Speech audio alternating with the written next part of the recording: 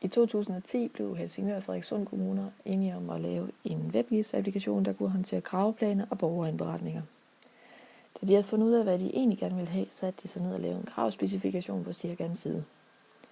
Det mest centrale i kravspecifikationen var, at der skulle foretages et frikøb af koden. Det vil sige, at det var kommunerne, der skulle eje koden.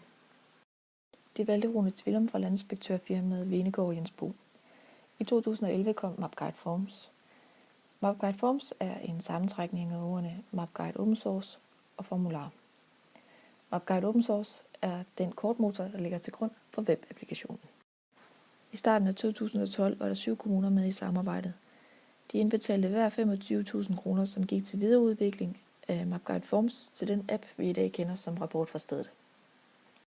I efteråret 2012 besluttede kommunerne i fællesskab, at koden skulle frigives.